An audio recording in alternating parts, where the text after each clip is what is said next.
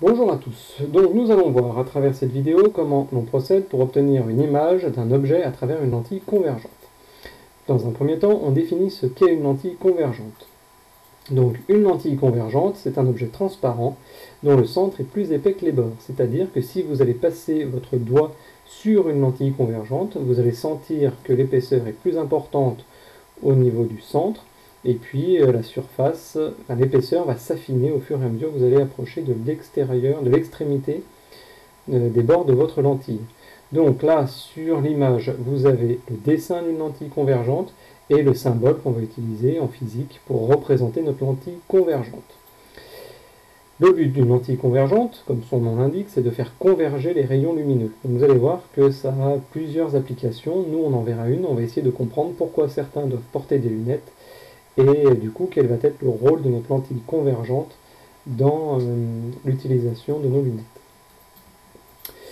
Alors, déjà, on va reprendre le schéma d'une lentille convergente. Donc, vous retrouvez votre double flèche ici qui représente notre lentille.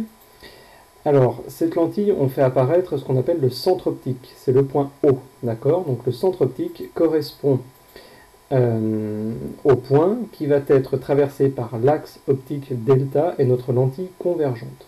D'accord? Donc voilà déjà deux définitions à connaître, le centre optique et l'axe optique.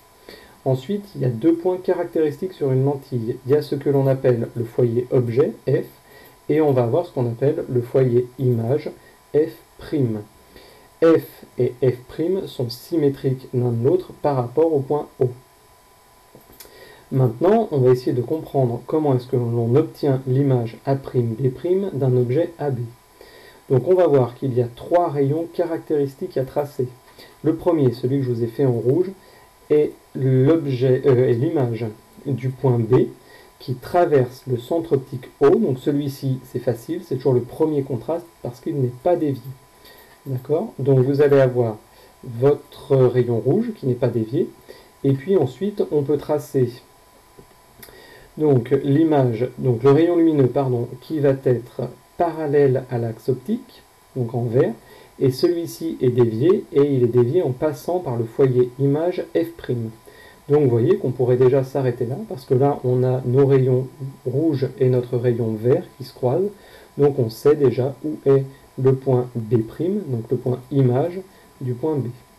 Alors on trace un troisième rayon qui nous permet de vérifier si ce qu'on a fait est juste. Donc là, c'est le rayon orange.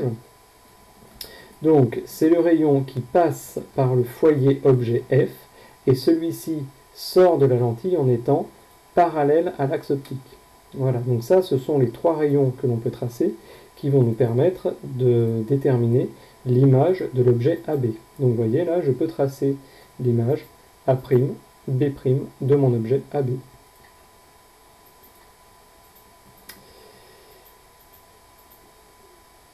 Voilà, donc je vous remercie et j'espère que vous avez un petit peu mieux compris la méthode pour arriver à obtenir l'image à travers une lentille convergente d'un objet.